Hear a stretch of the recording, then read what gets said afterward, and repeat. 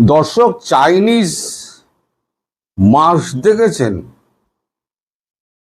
যদি না দেখে থাকেন তাহলে আমি অনুরোধ করব, গুগল সার্চ করে না চাইনিজ বাম্বু সার্চ করে ইমেজে যাবেন, দেখবেন ইয়া মোটা মোটা দেখতে সুন্দর চাইনিজ বাঁশ। সে বাঁশ কিন্তু আমাদের বাঁশের মতো অত শক্ত নয়, কিন্তু সেই বাঁশ কিন্তু ওরা খাদ্য হিসেবে ব্যবহার করে। চীনেরা স্যুপ টুপ এই জাতীয় কিছু করেন। তা আমার মনে হয় তারেক রহমান যখন শি জিনপিং এর সঙ্গে দেখা করতে গেছিলেন, সেই সময় শি জিনপিং মহোদয় তাকে বোধহয় ওই বাঁশের স্যুপ টুপ খাইয়েছিলেন।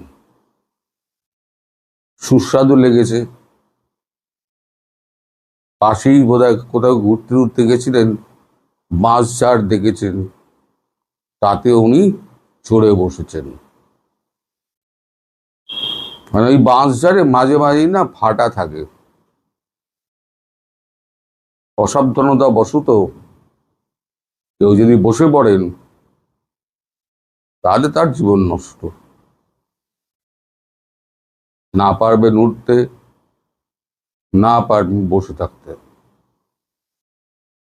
এখন ওই বাঁশঝাড় থেকে তারেক রহমান তো আর নামতে পারছেন না, আর মনে মনে গালাগাল করছেন খলিলুর রহমানকে। হারামজাদা, তুই গেলি কই? তোর কি গেলি কেন? আমার কে নামাবে? এখন যাকে তিনি গালাগাল করছেন তিনিও তো গলা জলে ফেসে আছেন। ডাঙায় উঠলে বাঘ, আর জলের মধ্যে কুমির আনাগোনা করছে। তিনি ভাবছেন তুর্কির সঙ্গে আমি তো বেশ ভালো আলাপ সালাপ করে এসছি, সমস্ত এগ্রিমেন্টের কাগজপত্র আমি রেডি করে এসছি, এইবার তো 29 তারিখ যাচ্ছেন সার্জিও গোর। এখন বাঁশঝাড় থেকে সার্জিও গোর তো টেনে নেওয়াবেন। আমি কল্পনা করছি সে এক রক্তারক্তি কাণ্ড হবে।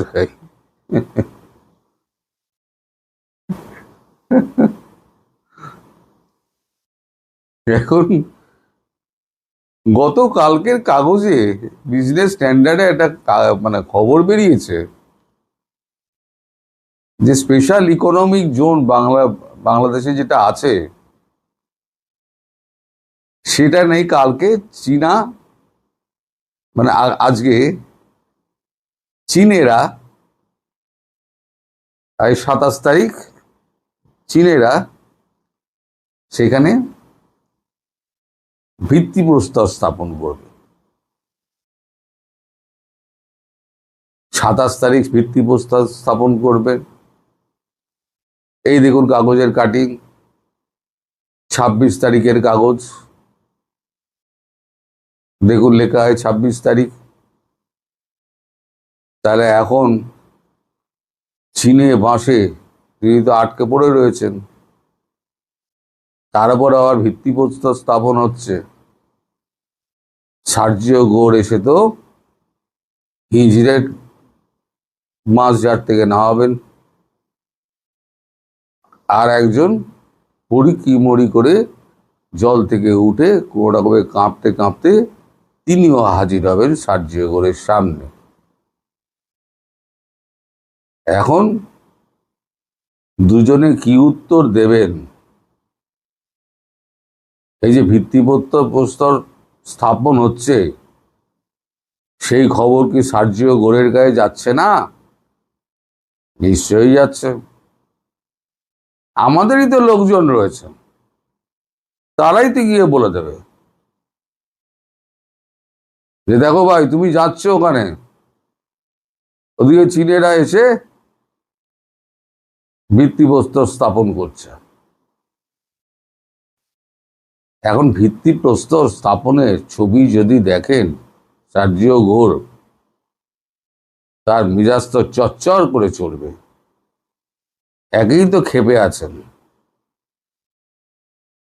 বিমস্টেকের সম্মেলনে যে ছবিটা বেরিয়েছিল তাতে কিন্তু উনি বাংলাদেশের প্রতিনিধির দিকে ফিরেও তাকাননি, কটমট করে অন্যদিকে তাকিয়েছিলেন। মানে মনের মধ্যে এতটাই রাগ, সেই ঝালটা গিয়ে পড়বে তো একেবারে তারেক রহমানের ওপরে আর খলিলুর রহমানের ওপরে। প্রতিটা উত্তর তো তার চাই, সে রক্তারক্তি হোক আর যাই হোক।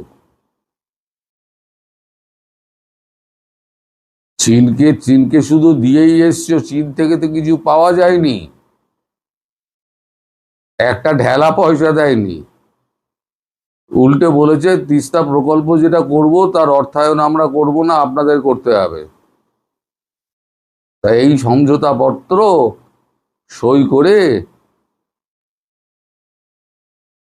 আর ওই বিমান কেনার চুক্তি সই করে তিনি বাঁশঝাড়ে উঠেছেন না কোথায় উঠেছেন, আমি কি বলবো বলুন।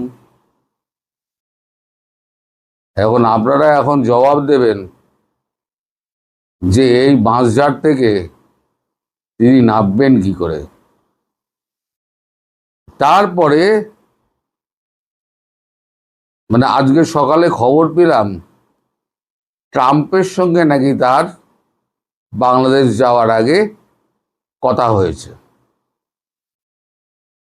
ট্রাম্পের তিনি সহযোগী, এবং ট্রাম্পের সঙ্গে সরাসরি যদি কারোর ফোনে কথা বলতে হয়, কিয়দংশের মানুষ রয়েছে মার্কিন যুক্তরাষ্ট্রে, তাদের মধ্যে সার্জিও ঘোর একজন।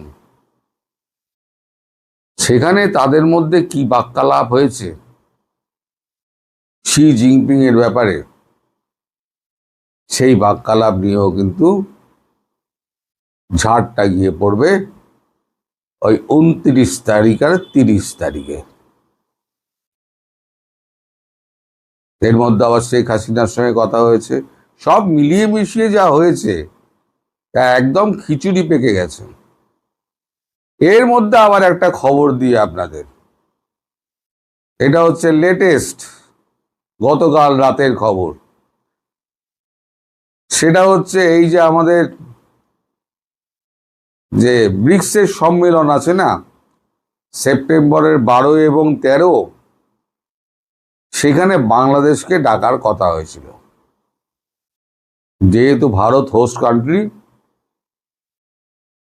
বাংলাদেশকে ডাকা হয়। তাই এবারে যেহেতু বাংলাদেশের মসনদে এখন তারেক রহমান বসে আছেন, তাই প্রথম মাফিক তাকে ডাকা হয়েছিল। এখন বর্তমান পরিস্থিতিতে আমাদের এই সাউথ আফ্রিকা বিকে বসেছে, বলছে না বাংলাদেশকে ডাকা যাবে না। আমরা শেখ হাসিনাকে দেখে আমরা ওনাকে বিশেষ অতিথি সম্মান আমরা দিয়েছিলাম, তারেক রহমানকে তো আমরা চিনি না। তিনি যেভাবে নির্বাচিত হয়েছেন সেটা তো অবৈধ, তাহলে অবৈধ প্রধানমন্ত্রীকে ডাকা হবে কেন? এখন ফেসে গেছেন এখানে আমাদের মোদিজি। একজন যদি ভেটো দিয়ে দেয় ব্রিক্সে, এই যে 5টা দেশ আছে তাদের মধ্যে প্রত্যেকে একটা করে ভেটো দেওয়ার ক্ষমতা আছে। তাই এর মধ্যে যদি ভেটো দিয়ে দেয় তাহলে পরে হয়তো ব্রিক্স সম্মেলনেও আসা হবে না, ভারতের প্রধানমন্ত্রীর সঙ্গে হ্যান্ডশেক করারও সুযোগ হবে না। মানে যাকে বলে না একেবারে দয়ে মুজে গেছেন, বিপদ যখন আসে না দর্শক, তখন চারদিক দিয়ে ঘিরে আসে। বুঝলে, এখনই বা সাউথ আফ্রিকা বাগড়াটা দেবে কেন বলুন? এখন মোদিজি বলছেন আমি তো বলে দিয়েছি আমার তারা সম্মানের ব্যাপার আছে, সেটা নিয়ে এখন বাদানুবাদ চলবে নাকি কূটনীতিক কথাবার্তা চলবে তা আমি জানি না। এখন এই দায়িত্বটা জয়শঙ্করজির কাঁধে চাপিয়ে দেওয়া হয়েছে। তিনি ম্যানিলা থেকে ফেরা মাত্র তার ঘাড়ে চাপিয়ে দেওয়া হয়েছে। এখন তিনি ম্যানেজ করবেন পুরো বিষয়টা। তবে বাংলাদেশের সঙ্গে বোধহয় এবার ব্রিক্সের মোলাকাত হচ্ছে না বাংলাদেশের প্রধানমন্ত্রীর সঙ্গে। অর্থাৎ নরেন্দ্র মোদীর সঙ্গে মৃদুতম একটা সাক্ষাতের যে সুযোগ ছিল সেটাও বোধহয় হাতছাড়া হচ্ছে। তার মধ্যে এখানে তাল ঠুকছেন আবার শেখ হাসিনা। তিনি বলছেন আমি সেপ্টেম্বরেই ফিরে যাব। আর সেপ্টেম্বরের 12-13-তে যদি উনি এতে থাকেন, ব্রিক্সের সম্মেলনে থাকেন, মানে উভয় দিকে বিপদ।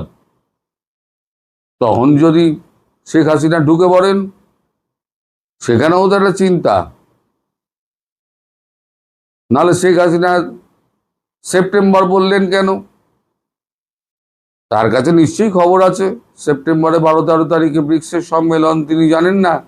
এত বছর ধরে অ্যাটেন্ড করে আসছেন, তিনি তো জানেন সব। প্ল্যানের মধ্যে কি আছে আমি জানি না, কিন্তু সেপ্টেম্বর মাসটাই উনি বাঁচলেন কেন যখন ব্রিক্সের সম্মেলন আছে? তাহলে একদিকে শি জিনপিং, একদিকে হচ্ছে সার্জিও গোর, অন্যদিকে হচ্ছে শেখ হাসিনা, এবং বহির্দেশীয় চাপ, সব মিলে একেবারে মাছের ঘন্ট হয়ে গেছে মশাই। এই চিপা থেকে তারেক রহমান কি করে বেরোবে, এখন তাকে বিনিদ্র রজনী কাটাতে হবে যে আমি কি করে এখান থেকে বার হব। আর আপনাদের জন্য কোনো বুদ্ধি বেরোয়, আপনাদের তো অনেক বুদ্ধি আছে, পারলে একটু আপনাদের প্রধানমন্ত্রীকে একটু বুদ্ধি দিয়ে দেবেন, 4 আনা 6 আনার বুদ্ধি দিয়ে দেবেন, তাহলেই হয়ে যাবে। সবাই ভালো থাকবেন, সুস্থ থাকবেন, সাবধানে থাকবেন। নমস্কার।